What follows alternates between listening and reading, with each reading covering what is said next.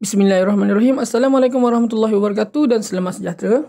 Hari ini saya nak kongsi dengan anda semua bagaimana cara untuk kita mengisikan markah PAJSK murid di dalam borang dan online tu lah. Borang online tu. Maksudnya bukannya macam mana cara nak mengisi tu. Maksudnya adalah apa yang kita perlu isi dalam tu lah.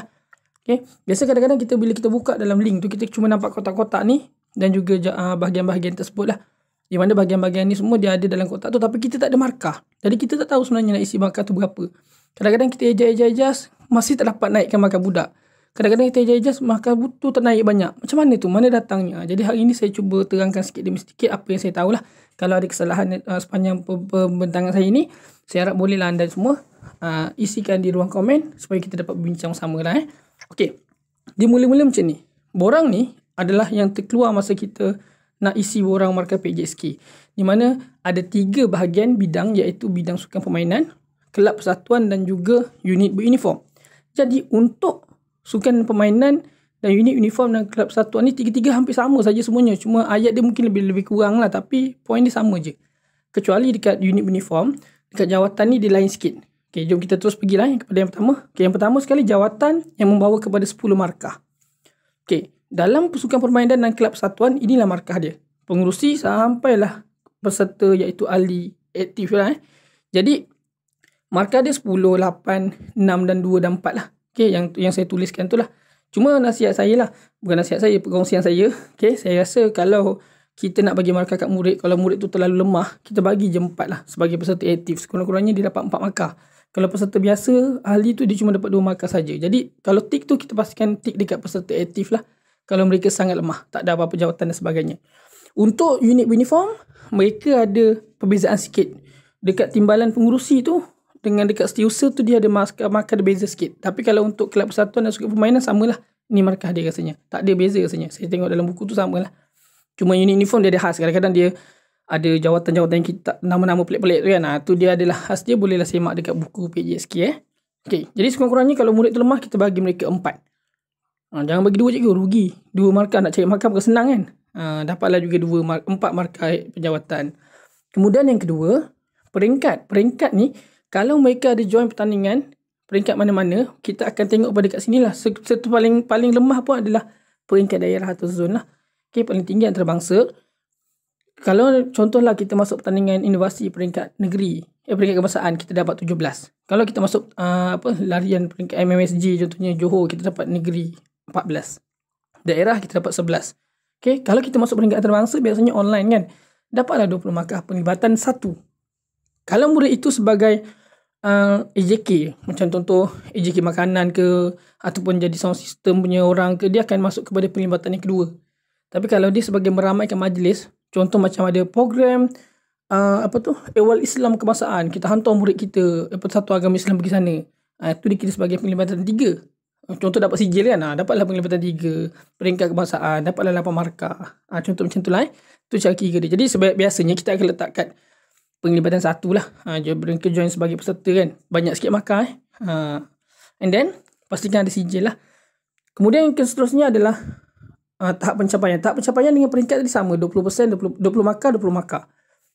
Okay, bukan 20%, 20 markah. Okay, tahap pencapaian ni macam mana? Kalau mereka ada masuk pertandingan. Kalau macam tadi, kalau contoh murid tu buat masuk pertandingan peringkat sekolah, kita tak ada markah dekat peringkat tu. Tapi dekat contoh mereka masuk pertandingan peringkat sekolah 100 meter untuk wakil sekolah kan, mereka dapat nombor 4 contohnya. Dia tak ada markah kat peringkat tu, tapi dekat pencapaian tu ada. Tengok yang sekolah ni, sekolah bawah tu kan, tempat keempat dapat 5 markah. Saya tulis pakai pensel tu. Okay, maksudnya mereka dapat 5 markah untuk pencapaian. Pencapaian ni antara yang paling sukar cikgu nak isi. Sukar nak dapat markah budak-budak. Jadi selagi boleh kita bagilah. Kalau ada pertandingan kat sekolah, kita buat pertandingan mewarna ke apa ke, kita bagilah sampai tempat kelima, supaya mereka ada markah juga sekurang-kurangnya. Kalau tempat kelima tu 4 markah. Kan macam saya tunjuk lah kat, saya tulis kat ni kat sini. Okay.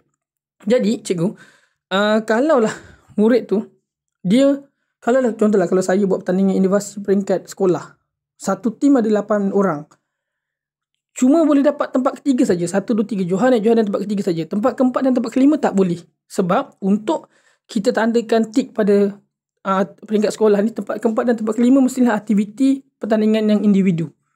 Kalau nak buat pertandingan inovasi individu, bolehlah tanda. 5 tempat keempat dan kelima. Tapi kalau kumpulan keempat dan kelima tu tak ada markah. Dia cuma ambil Johan, naib Johan dan tempat ketiga. Okey. Jadi yang kalau lagi tinggi lagi bagus lah kan. Okey cikgu, ni satu peringatan.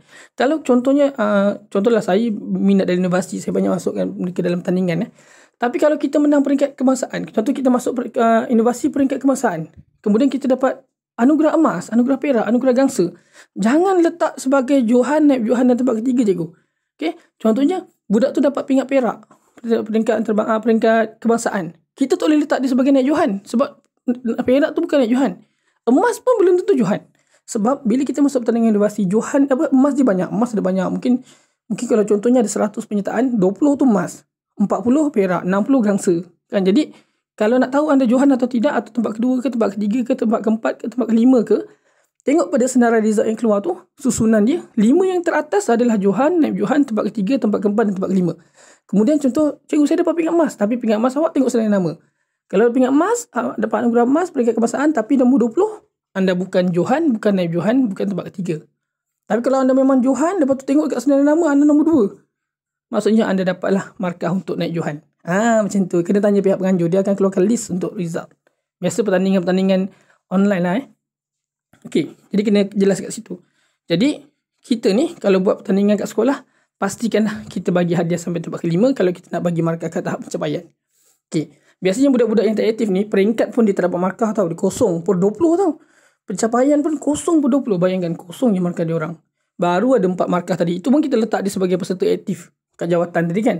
Jadi macam mana tu? Kita kena dapatkan 66 markah untuk dapatkan 60%. Kita perlu dapatkan 88 markah untuk dapatkan 80% iaitu A. 60% tadi B. Okey. Tu pemberitahuan Okey, seterusnya. Komitmen. Komitmen ni 10 markah cikgu. Jadi, perasan tak ada senarai yang banyak ni? Kita pastikan kita tanda murid-murid ni.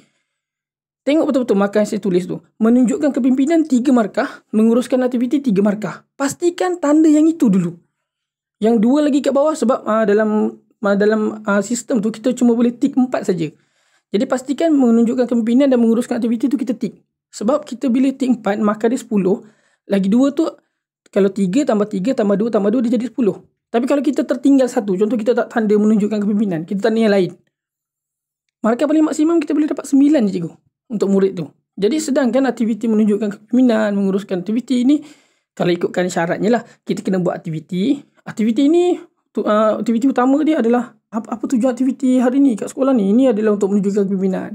Baru dapat markah tu. Contoh, aktiviti sekolah hari ni. Sekolah kita sebenarnya hari koko ni kita buat aktiviti menguruskan aktiviti. Ataupun menyediakan peralatan. Barulah kita boleh dapat markah untuk ni. Tapi pada pendapat saya lah cikgu, kita isi saja, tik saja menunjukkan kepimpinan dengan menguruskan aktiviti tu. Sebab memang kita sepanjang masa pun kat sekolah, kita memang menggalakkan murid-murid untuk menunjukkan kepimpinan, menguruskan aktiviti kan. Cuma kalau ikut syarat tu dia suruh ada aktiviti tu mesti fokus kat situ. Tapi sebenarnya kita memang setiap masa pun kita akan mengarahkan mereka untuk buat semua benda yang ada dalam ni kan. Semua tik-tik kat sini kan. Jadi saya rasa tak salah kot kalau kita letak saja. Yang penting tik atas tu menunjukkan kepimpinan, menguruskan aktiviti, dan tik lagi 2 mana-mana kat bawah tu yang kena dengan murid tu. Maka kita dapat bantu murid tu dapat 10 markah komitmen. Contoh kalau murid yang lemah tadi dia cuma baru dapat 4 markah dekat jawatan yang kita boleh bantu. Peringkat dengan tahap pencapaian dia orang tak ada sijil, tak dapat nak bagi apa-apa. Tapi kat komitmen kita boleh bagi mereka 10. Jadi mereka dah dapat 14 markah. Okay, next. Khidmat sumbangan. Okay. Khidmat sumbangan ni ada lagi 10 markah. Okay. Khidmat sumbangan apa? Khidmat sumbangan kepada sekolah. Jadi kat sini ada 4 kotak. Atlet atau peserta, kehadiran khusus, persembahan selingan dan sokongan. Saya galakkan cikgu-cikgu, seboleh-bolehnya bagilah atlet atau peserta tu 10 markah. Kat mana cikgu? Mereka join Menata Desa contohnya. Pertandingan Menata Desa tu mereka join. Kita bagi mereka sebagai atlet peserta. Cukuplah semua joinkan lari. So dapatlah 10 markah. Terus dapat 10 markah cikgu. Bantu murid-murid kita. Kalau ikutkan kena ada sijil kan. Okay, tak apalah. Kali ni kita tanda dulu. Next time, bila buat pertandingan Menata Desa sekolah, kita sediakan Google Form yang kita boleh automatic auto jana sijil, dapatkan terus sijil peringkat sekolah acara Menata Desa. Setiap seorang boleh print, suka hati dia orang nak print atau tidak. Sekurang-kurangnya mereka dah join program tu, mereka boleh dapat 10 markah. Okay, jadi senang-senang kita bagi mereka 10 markah untuk khidmat sumbangan sebab ini memang fokus pada sekolah. Jadi, kalau kita tengok budak lemah tadi, 4 markah jawatan, 10 markah komitmen, 10 markah khidmat sumbangan, mereka dah dapat 24 markah. Okey, baru 24, macam mana nak dapatkan sekurang-kurangnya B ni, 66 ni? Okey, tengok kehadiran. Yang last sekali adalah kehadiran. Kehadiran ni paling besar juga, 40%. Bukan 40%, 40 markah. Saya tuliskan kat situ, kalau dia hadir sekali 3.33, kalau dia hadir 12 kali 40 markah dia boleh dapat. Cikgu, kita hari-hari kita datang sekolah, budak-budak kita memanglah kadang-kadang dia ponteng, kadang-kadang dia tak datang kan, tapi kita pun ada hari sukan sekolah, kita ada buat program ni, program tu dan sebagainya. Rasanya murid kita ni memang dah layak sangat untuk dapatkan 12 perjumpaan saja. 12 perjumpaan ni sebenarnya, satu perjumpaan 2 jam dikira sebagai satu perjumpaan. Memanglah kalau kita kira ikut minggu tu kadang cukup, kadang tak cukup kan. Sebab kita kadang-kadang seminggu tu 1 jam je kita buat. 2 minggu baru cukup 2 jam. Tapi kita tengok aktiviti, contoh hari sukan. Hari sukan pagi sampai tengah hari dah 6 jam je tu. 6 jam tu dah boleh dapat 3 perjumpaan. Jadi kalau ada hari-hari yang murid-murid tak datang pun, hari Selasa contohnya kita buat perjumpaan, tapi kita boleh top up dengan benda macam tu, macam hari sukan dan sebagainya, maka seeloknya kita bagi mereka juga markah penuh 40 markah. Tik 12-12 tu cikgu. Jadi budak lemah yang tak ada apa-apa tadi, sekurang-kurangnya kehadiran dia 40 dia dapat, khidmat sumbangan 10 dan komitmen 10 dan juga jawatan dapat 4, maka dia dapat 64. Okey, kita balik semula ke atas. Contohlah murid tu tahun 6. Alamak, sekurang-kurangnya nak bagi B ni, takkan 60 budak tahun 6 nak bagi C kan? Okay, cikgu. Masa bagi jawatan, okey, tahun 6 sekurang-kurangnya kita bagi dia AJK cikgu. Kita bagi dia AJK, ahli jawatan kuasa. Jadi tak kisahlah apa pun, kita wujudkan dia supaya mereka jadi ahli jawatan kuasa, supaya tadi yang 4 markah tadi, ahli aktif tadi, kita jadikan dia AJK, dia dapat 6 markah. Jadi bila 6 markah, kita tengok balik semula, jawatan tu 6, contoh murid tahun 6 kan, jawatan dia 6. Okey, peringkat tak ada markah, tak macam bayang tak ada markah. Komitmen dia 10, khidmat sumbangan dia 10 dan kehadiran dia 40. Dia dapat 66 markah cikgu. 66 markah tu perkan dengan 110 sebab total dia 110. Saya tulis kat bawah ni. 66 per 110 darab 100. Kita boleh dapat 60%, dapat B cikgu. Jadi sekurang-kurangnya murid tahun 6 bagilah mereka B. Untuk ini je lah. Jadi bila kita dah kira macam ni, kita dapat ini, target kita 66 per 110 iaitu 60%. Sama juga kita buat kepada, contoh ini kelab persatuan, ini sukan permainan, kita cuba buat untuk kelab persatuan, markah macam ni juga. Dan untuk unit uniform pun kita buat benda yang macam ni juga. Sebab sekurang-kurangnya 2 daripada 3 bidang ni, kita akan ambil 2 tertinggi daripada 3 bidang ni untuk kita tambahkan nanti. Okay, settle lah, faham kan pasal ni kan? Okay, dah settle ni, insyaAllah kita dah faham, Alhamdulillah. Saya sambung sikit lagi. Okay, untuk contohlah bila tambahan markah nanti, kelab persatuan contohnya 66. Unit uniform 66 ataupun kelab persatuan 66, sukan permainan 66. Kita tambahkan, kita bagi 2. 60 tambah bagi 2 dapatlah 66 semula. Kan maksudnya markah dia adalah 66. Tapi sebenarnya boleh tambah lagi cikgu. Kalau contohlah markah kita tak cukup 60, 60 je bila kira. Ini kurang sikit lah, tak dapat jadikan AJK lah, dah terlupa hari tu, tertinggal nama dia. Baru dapat 62 je tu kan. Bila tambahkan jadi purata tu dia dapat dalam 60 markah je. Mana nak cek markah lebih lagi? Ada lagi caranya cikgu. Bila kita dah tambah, kita dah bagi 2, kan? Tu semua bukan kerja kita. Sebenarnya tu sistem dah sediakan lah. Dia ada satu bahagian lagi cikgu. Iaitu, ini dia. Bahagian extra curriculum. Bahagian extra curriculum ni, dia ada 10 markah tambahan yang boleh tambah sebiji masuk dalam markah tadi. Contoh tadi, 66 tambah 66 bagi 2 dapat 66 kan? Kita tambah 10 markah terus. Kalau extra curriculum ni dapat markah penuh, 10 markah dia jadi 76 terus cikgu. Markah tu banyak. 66 jadi 76 sebiji dia masuk kat situ. Jadi extra curriculum ni markah dia sangat besar. Okay, siapakah yang dapat extra curriculum ni? Okay, kita tengok Dia ada 5 bahagian. Perkhidmatan, anugerah khas, khidmat masyarakat, program nilam dan juga tugas-tugas khas. Jadi, bukan susah sangat pun. Sebenarnya nak faham dia senang je. Di antara perkhidmatan, anugerah khas, khidmat masyarakat, program nilam dan tugas-tugas khas ni, mana markah budak tu yang paling tinggi kita akan ambil. Contoh paling senang. Paling senang dia adalah ketua pelajar. Ketua pelajar, ketua murid, 10 markah dekat perkhidmatan. So, dia dapat 10 markah penuh. Anugerah khas, khidmat masyarakat, program nilam, tugas-tugas, tak payah buat apa-apa dah. Confirm 10 markah penuh. Sebiji boleh masuk dalam markah yang tambahan tadi. 10 markah terus. Kalau dia jadi penolong ketua murid, dia dapat 8 markah cikgu. Tengok kat atas ni. Kalau dia jadi pengawas pusat sumber, dia boleh dapat 6 markah. Dia dapat 6 markah sebiji masuk dalam tu terus. Tambahkan yang markah tadi tu. Okay. Jadi, itu untuk perkhidmatan lah. Tapi kalau memang dia tak ada jawatan langsung, kita boleh tengok dekat anugerah khas pula. Contoh budak tu dia memang tak ada jawatan, tapi dia ada masuk pertandingan inovasi, peringkat antarabangsa. Okey, untuk universiti macam saya cakap tadi kan, universiti peringkat kebangsaan Mas Perak Gangsa tak dikira apa-apa. Okey, melainkan kalau dia dapat top 5 itulah. Tapi kalau peringkat antarabangsa ada. Peringkat antarabangsa tu contoh, dah lah dia bukan top 5 tapi peringkat antarabangsa dah tinggi sangat tu. Tak ada markah apa-apa ke? Ada. Kalau dia masuk pertandingan tu peringkat antarabangsa, diiktiraf sebagai peringkat antarabangsa, kita boleh tengok kat sini. Anugerah khas ni, penyertaan peringkat antarabangsa bukan anjuran KPM. Kalau dia dapat peringkat emas, 5 markah. Kalau dia dapat perak, 4 markah dan Gangsa 3 markah. Ni biasa budak-budak inovasi lah jadi kat sini ada markah tambahan ni juga lah kat sini. Kalau dia dapat anugerah sukan kat sekolah, dia boleh dapat 4 markah kat bawah tu ada. Jadi markah-markah ni yang mana paling tinggi, contohnya dekat inovasi dia dapat emas, dapat 5. Tapi dia juga dapat anugerah kurikulum kat sekolah, dapat 4 markah. Kan? Tapi mana yang kita ambil? Kita akan ambil yang peringkat emas tu sebab emas tu 5 markah. Sekolah tu 4 markah je. Jadi anugerah khas dia dapat 5 markah yang paling tinggi. Tapi kebetulan pula dia tu memang kita belajar. So perkhidmatan ni 10 markah. Jadi kita pedulikan anugerah khas tu, 10 markah perkhidmatan tu memang dia punya. Maksudnya dia dah dapat 10 markah extra curriculum. Nampak tak macam mana? Contoh, kalau tak ada juga, dia bukan student, dia bukan apa, dia bukan budak yang pandai. Akhirnya kita nak bagi markah kat mana? Khidmat masyarakat. Khidmat masyarakat ni, untuk satu aktiviti kita tik tu, kita perlukan aktiviti tu dijalankan selama 3 jam. Contohnya kita buat aktiviti sekolah membersihkan kawasan banjir taman sebelah. Kan kita buat aktiviti. Jadi aktiviti kejiranan lah ataupun aktiviti bencana alam. Kan kita buat 3 jam. Pagi pukul 7 sampai pukul 10. Kita bersihkan kawasan tu. Murid-murid yang join tu, kita bagi sijil. Dapatlah 3 jam. Dapatlah tik 1 dekat aktiviti bencana alam. Ataupun aktiviti kejiranan. Ataupun aktiviti alam sekitar. Jadi kita kena buat banyak kali lah. Jadi siapa yang aktif, kelab mana yang aktif, banyak dia buat, banyaklah dapat tanda kat sini. Aktiviti kejiranan, aktiviti khidmat jabatan, kebudayaan, kerohanian, insanian dan sebagainya.